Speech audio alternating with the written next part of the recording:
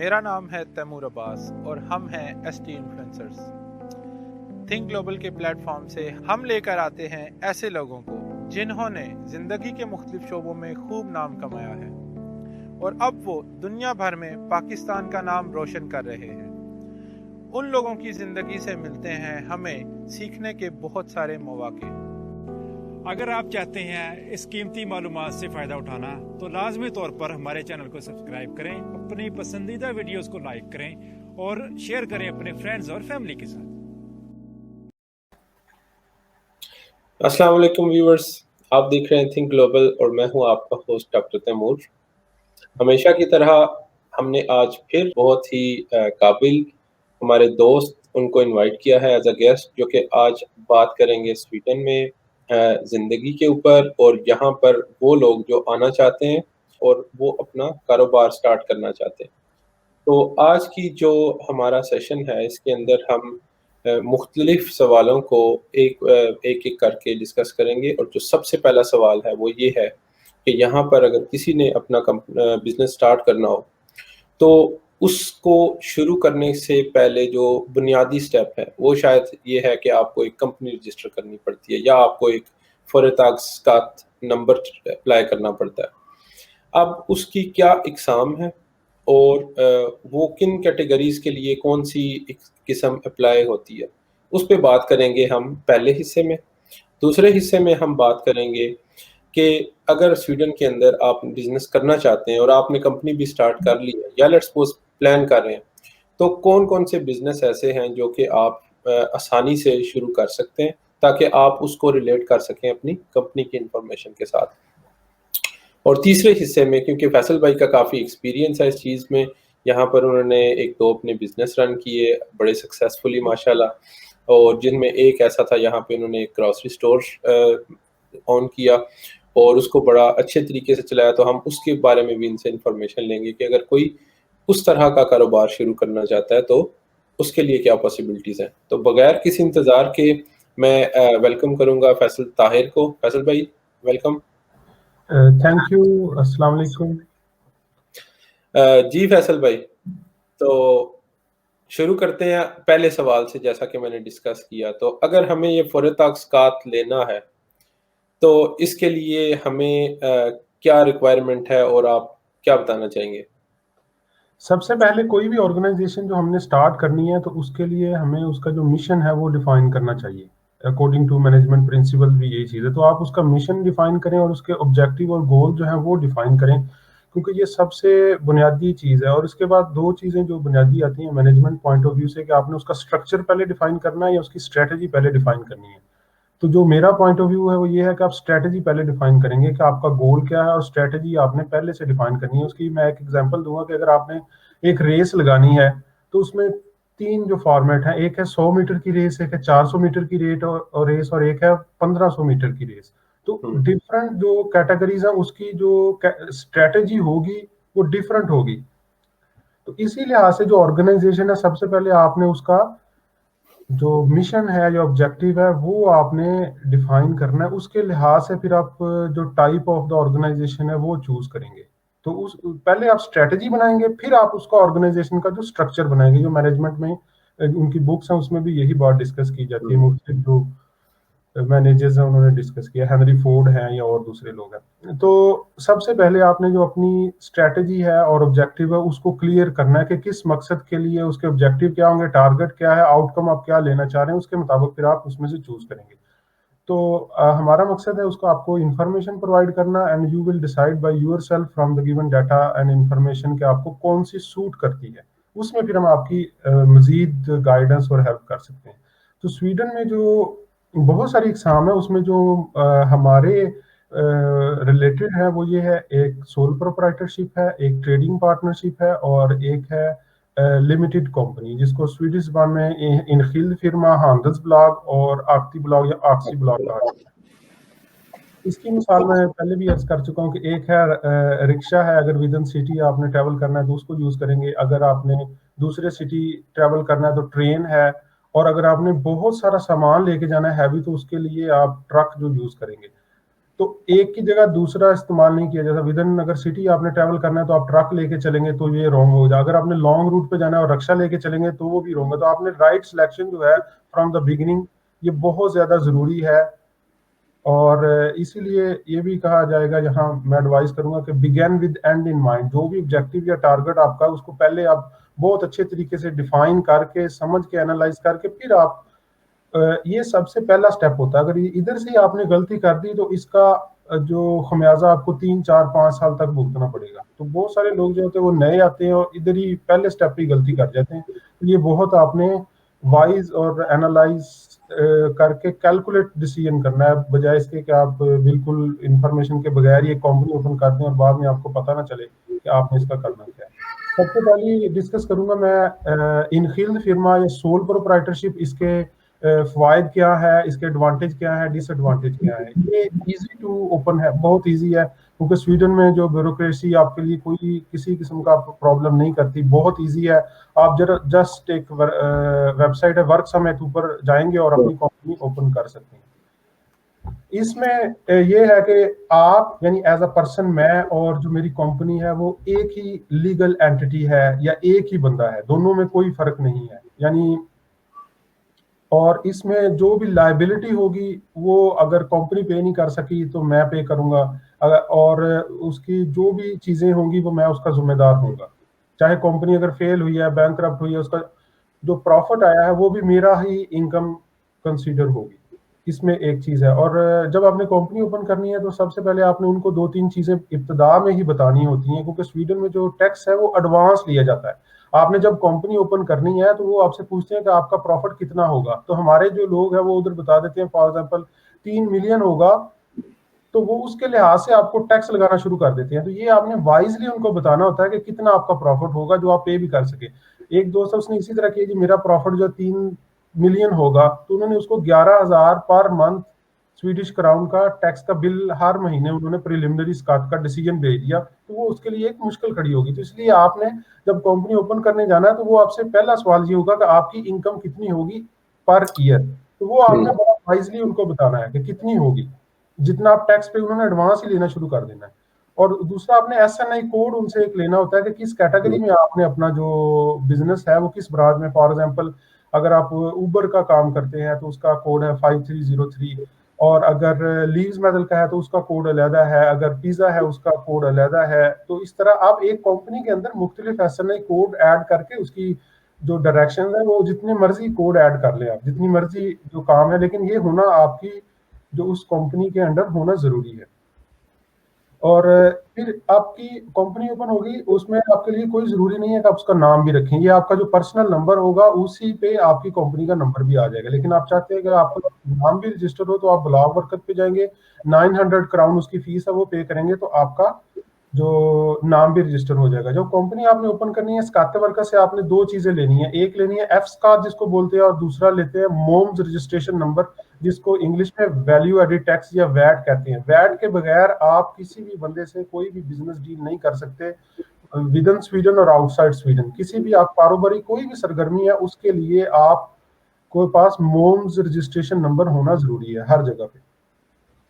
इसका एक एडवांटेज ये है चूंकि इसका पर्सनली तौर पे लाइबल है हर चीज का, तो इस पे आपको लोन मिलना आसान होता है। किसी भी जगह पे आपको जो लोन है आपने लेना बैंक से, अगर आपकी थोड़ी भी उसकी साख अच्छी है तो आपको लोन मिल सकता है। जबकि दूसरी ऑर्गेनाइजेशन है उसमें चूंकि कंपनी रिस्पॉन्सिबल होती है और आप रिस्पॉन्सिबल एज अ पर्सन नहीं होते, तो कंपनी की वो अच्छी खासी जांच पड़ताल करते हैं। जो कंपनी की अगर इतनी स्ट्रेंथ ना हो तो उसमें लोन आपको नहीं मिलता। इसमें ये है कि क्योंकि आप रिस्पॉन्सिबल है, अगर कंपनी ना पे कर सकी तो आप करेंगे, इसलिए आपको लोन इजीली मिल जाता है। ये इसका डिसएडवांटेज है, सॉरी।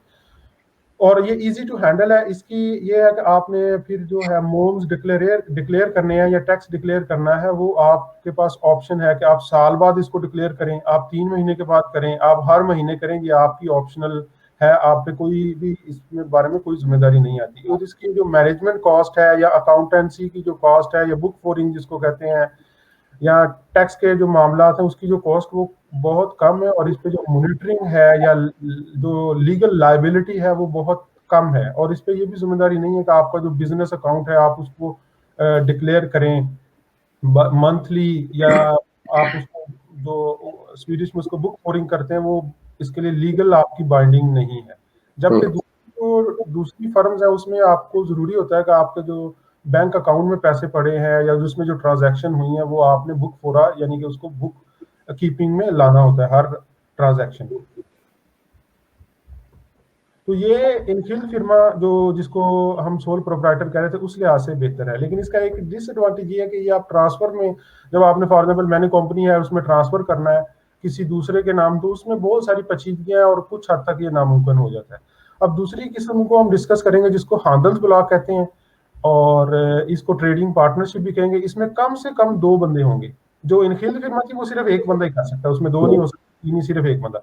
अब ये जो हांडल्स ब्लॉक है ये इजी टू ओपन है एज कंपेयर टू ऑक्सी ब्लॉक या लिमिटेड कंपनी। इसमें एक से ज्यादा बंदे होंगे और बंदे जो होंगे उसमें 2 चीजें होती हैं, एक होता है जूरिडिक्स पर्सन और एक होता है फिजिक्स। ये जूरिडिक्स पर्सन यानी आपकी कंपनी के अंदर विद इन एक कंपनी और हो पार्टनर तो वो जूरिडिक्स पर्सन हो जाएगा। लेकिन इसमें जो पार्टनरशिप है इसमें कंपनी जो है वो अलहदा तस्वर होगी, उसकी जो जूरिडिक्स एंटिटी है वो अलहदा होगी और जो उसके पार्टनर हैं वो अलहदा होंगे, यानी 2 मुख्तलिफ एंटिटी ये कंसीडर होगी। जबकि जो इनखिल फिर्मा थी उसमें आप और आपकी कंपनी एक ही चीज है। इसमें जो पार्टनर्स हैं वो अलहदा होंगे, यानी कि उसकी जो कंपनी की इनकम होगी कंपनी उसको अलहदा डिक्लेयर करेगी और जब वो उनके पार्टनर्स में जाएगी तो फिर उसको उनकी जो डिक्लेरेशन वगैरह है उसके टैक्स के मामला है उसको अलहदा डिक्लेयर करने के पाबंद होंगे।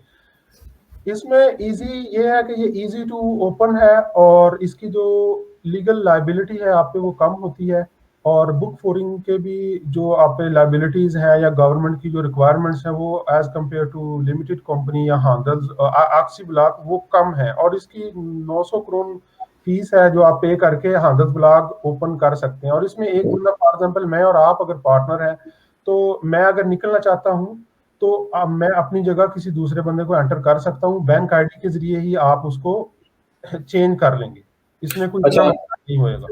इसमें बहुत शुक्रिया फैसल भाई। इसमें एक चीज मैं ऐड करता चलूं कि काफी पीछे प्रोग्राम के शुरू में फैसल ने ये बताया था कि आपको वर्कसाउंड पे जाके आप कंपनी रजिस्टर कर सकते हैं।